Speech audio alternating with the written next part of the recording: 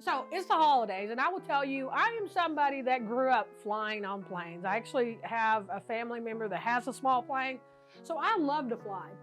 But I gave up flying after September 11, 2001 because of the whole nonsense with all that stupid stuff. You know, we gave away a lot of our rights that upset me. But I will tell you the main reason I don't fly anymore, I get really sick and tired of screaming babies on planes and how we're supposed to act like it's totally okay. If you're a family member that's taking a small baby or a small child on a plane and they're disruptive the whole flight, what you were telling everybody is that you are way more important than the other 250 people who bought a plane ticket. And guess what? You're not. You know, people always want to act like the people who don't like crying babies are the problem or the jerks. But I will tell you, they're not the problem and they're not the jerks.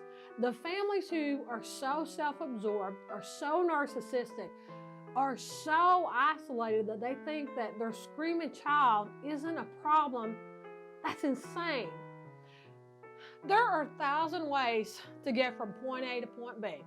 Whether it's you fly, whether it's you rent a car, whether it's you take a boat, you take a cruise, you take a train, there's a couple of different ways you can do. And the mode of travel, which is the most confining, which is the most intrusive as far as your personal space, is on a plane. You're basically on something that's 10 feet by 50 feet, which is about the size of a semi-truck trailer bed. And you're surrounded by 200 to 250 other people. So whenever you have a screaming baby, it makes it totally miserable. So if you're a parent that has a child that, you know, if it's a child under the age of 2, their ears are probably going to pop at that altitude. Why are you taking them on a flight? And people act like that's an asinine question to ask, but it's not. I wouldn't give a 2-year-old child marijuana. Why in the hell are you submitting them to flying on a plane that's actually going to do damage to their eardrums? And everybody acts like, well, that's okay because it's only temporary. They don't know that it's temporary. To them, it's absolutely excruciating agony, pain, and that's the reason they're crying. You don't need to take them on a plane. You have other options. The other people on the plane who act like it's not that big of a deal, they do that because of shame and guilt and fear. They don't want other people to think that they're a bad person. But I will tell you, if you have 250 people on a plane and your baby, your small child starts crying, I guarantee you 90% of the people on the plane are absolutely miserable. If you have people that have problems with migraines or hearing or balance or a couple of other different things, your screaming child is actually causing them agony. If you have somebody that has autism, a screaming baby is literally like hammering nails into their brain. That's how painful it is to them.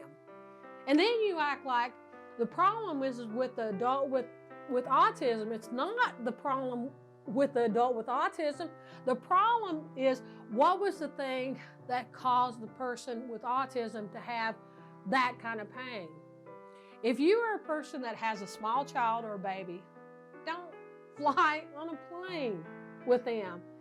I'm sorry, but I really do think it's child abuse. And I think that more people need to speak up about it. To act like we're this society that we need to just accept this because we all love kids, that's debatable. You know, it is. You don't have to hate kids to think that it's asinine to have to deal with a flight for 2 hours of a baby crying.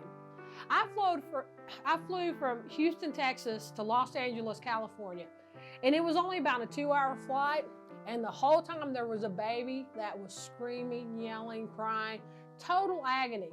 And the dad and the mom act like I was a problem, that I was miserable. Well, this baby brought on a migraine. That's something I've had to deal with most of my life.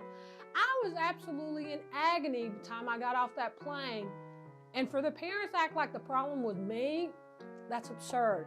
The problem isn't me. You need to find another way to get from point A to B. To act like you only have one option, you only can take a plane ride to get from point A to point B, is asinine. Like I said, just like solving any problem, there's all kinds of different options. So for you to pretend like you only have one option and you have to get there as fast as possible, what you're basically saying is the other people on the plane don't matter to you. You don't give a damn, and you can kiss. You telling them to basically they can kiss your ass. That's absurd. If you have a small baby, don't take them on a plane. Don't take them on the plane.